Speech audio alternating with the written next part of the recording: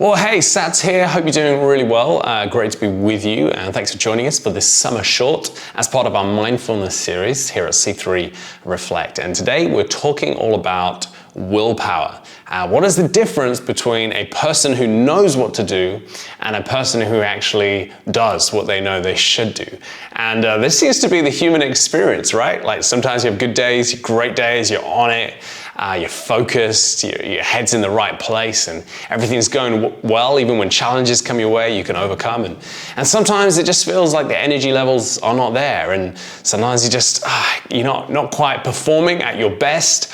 And what's crazy about this situation is that you know you're not living up to your human potential, but you find yourself taking the easy route. And we've been talking a lot about the mind, God's vision for us, that we would have a healthy mind, our mind be full of the right things and peace and joy and so on. But we've also been talking about this idea of mental strength and this idea of flourishing as a human being. And I realized that we need to get our head wrapped around this concept of willpower, how to be a disciplined human being if we are going to fulfill everything that God has given us to do. And so I want to read you a parable that Jesus shares, a story where he just talks a little bit about this. And in Matthew chapter 7 verse 24 he says, everyone then who hears these words of mine and does them will be like a wise man. So there's that distinction, not just hearing them but actually doing them as well. He'll be like a wise man who built his house on the rock, and the rain fell and the floods came and the winds blew and beat on the house, but it did not fall because it had been founded on the rock. And everyone who hears these words of mine and does not do them will be like a foolish man who built his house on the sand, and the rain fell, the floods came, and the winds blew and beat against that house, and it fell, and great was the fall of it. And so, I love just this picture of life that Jesus is sharing here. Interestingly enough, both men here heard the teachings of Jesus. So that's kind of interesting, isn't it? Because I've met a lot of Christians who know what Jesus said, but maybe don't always seem to be actually doing it. And so what is that difference between a person who hears and a person who does? And usually we get to this idea of willpower, don't we? Like we just need to try harder. Have you ever tried to create a good habit in your life, like reading the Bible more, or praying, or clean eating, or getting fit and healthy, or whatever, or managing your emotions better? Sometimes we just feel like, I just need to try harder. We haven't read our Bible for a week, we go, cool, I just need to try harder. And often we just come around to that same thing again and again. I'm just going to try harder. This time is going to be different. And every New Year's Day, there's people saying, cool, today's going to be the day. It's going to be different. And of course, we know the Bible tells us that there's a flesh on the inside of us that doesn't want to follow God's way. And so we're going to find that the default trajectory of the flesh and our spirit, but also our subconscious part of our mind, is just pre-programmed to take the easy route, the path of least resistance. And so that's why often we find ourselves that in a position where willpower is not enough. And this is what I want to say, that sometimes it's not just about having the willpower to power through, although that's a cool thing. Often at times it's actually about creating the right environment for our life so that we would succeed. Let me explain what I mean. Proverbs 6 also says this, verse 20, my son, keep your father's commandment, forsake not your mother's teaching, bind them on your heart always, tie them around your neck. When you walk, they will lead you. When you lie down, they will watch over you. And when you awake, they will talk with you. So we have this idea here that, it's one thing to, I'm going to read the Word of God. But right here we have something described where the author, King Solomon, is saying, hey, don't just have these things as concepts, actually build them into the design of your life. Write them down, fill your home, where you go, where you sleep. Take control of the environment of your life. And I think it's really interesting that Jesus' description of life and following him is a house that we are building. We're building it gradually, bit by bit, the foundations, the pipes, everything that connects. And of course, Jesus was a carpenter. Jesus had experience building things. And he's saying that there's the environment of your life that you are actually responsible for. I know personally in my experience of life that, when I take great care over my environment and what's in my home and what's in my proximity, that's going to cause me to either succeed or fail in life. To become the person that I actually want to become, I need to take control of my environment. And here's just my first idea for you today, is that you are responsible for the design, the environment of your life.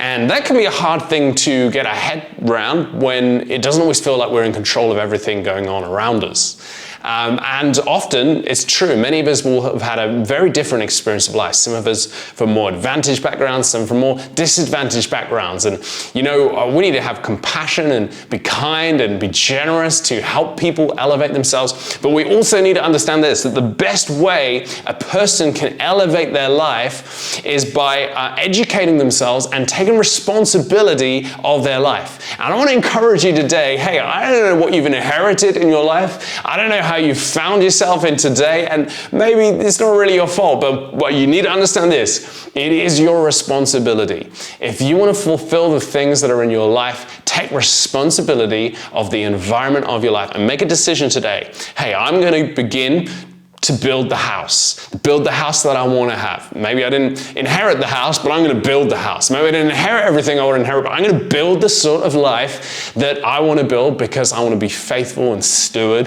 what God has given to me. You're responsible for your life and the environment of your life.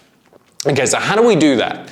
How do we create an environment that is going to best help us succeed? Well, a couple of things, really simple in this summer short. The first one is to remove the things that drain your energy. And the second thing is to give focus to the things that your energy deserves. Okay, let me give you an example. If you want to eat better, healthier, the easiest thing you can do is just not buy things or put things in the cupboard that you don't want to eat. And so what we need to do is when we are on peak energy, because energy levels as human beings fluctuate, don't they? Sometimes you wake up and you're fresh. Other days the kids have woken you up. There's been a fight loud on the street that's kept you up and you're not feeling 100%. And so it's in those moments of low energy that we're going to be tempted to settle for a lesser version of ourselves. When we're going to reach for the chocolates or reach for whatever. And hey, look, all of those things are good and we can enjoy them responsibly and so on. That's not my point. My point is, if you are wanting to eat cleaner, healthier, the easiest way to do it is to change your environment. Don't buy things that are unhealthy. Have them in the cupboards. If you want to eat them, go out specifically to eat them. I'm always telling Em, my wife, off because I naturally don't tend to eat a lot of like sweets and junk. Like, I don't know. But if it is there, I'm telling you, I will just smash through that stuff. We had a birthday party for a couple of our kids a month or so ago, and we bought all of these soft drinks, cans of Coke and lemonade for the adults. And we just bought way too many. And we had like this massive stock of ice cold Coca-Cola in the fridge, and it was pretty hot. And I'm telling you, I was just smashing one or two of these every day, just drinking Coke. And I was like, oh my gosh, this cannot be good for me. And the moment that we ran out, I have not craved it. I have not sought it out. I'm not going to the shop to buy it. We just don't really have it in the house. And this is the power of your environment. But sometimes we just need to have that awareness, and we need to look around and be honest and say, hey, what are some of the things that I actually need to remove from my life that are draining my energy? So there may be some things, particularly in the world of digital space and social media, and some of you need to unsubscribe from Netflix. You just spend so much time binging on Netflix, and you actually go, I don't really like being a person who my hobby is Netflix. I want to have some other hobbies. I want to have more friendships. I want to be a more social person. The easiest thing you can do is unsubscribe. Unfollow content that is filling your life with stuff you don't want to see. Don't feel guilty about it. Don't feel like you're letting people down. You need to take care of your mind. And the best way you can do that is by getting rid of things that drain your energy.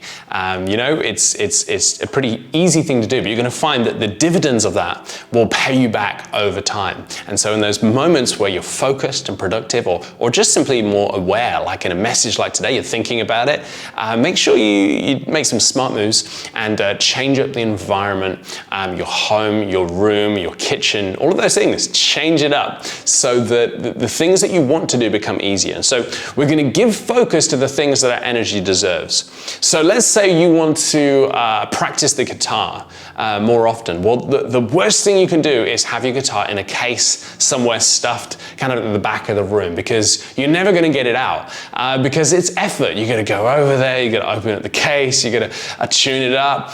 And instead what you want to do is you want to put your guitar front and center in your room somewhere and have a nice stand for it and all of those things, and you're going to find when it's there, you will pick it up and you will play it. So if you want to read the Bible more, what do you need to do? You need to buy a nice Bible, get like a nice, good quality one. I don't know, get your name engraved in it or something like that, and find a place, find a home for it where it can live, and associate it with other things. Get a nice plant, maybe, I don't know, put it in your kettle when you're making your coffee in the morning. Create a ritual and change the environment so that reading a Bible doesn't become something that is hard to do, but it becomes something that is actually easy to do. And isn't this the power of church? Isn't this the power of just meeting together regularly? Is that you're rubbing shoulders with people who will affect your environment, and people who are trying to attain the same sort of habits and the same sort of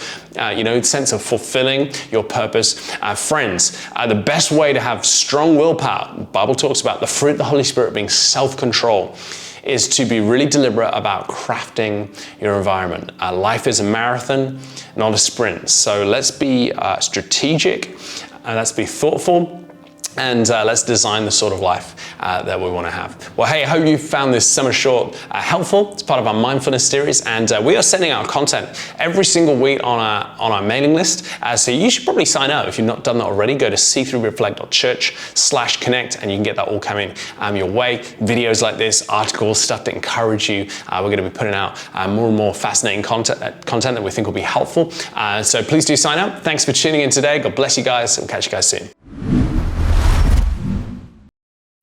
Thanks so much for watching today. You might like some of these videos over here or over here. Of course, hit subscribe. And we do actually have a weekly email list where we send out content that we think is encouraging and helpful. To jump on that, just head to the description below. We'll see you guys soon.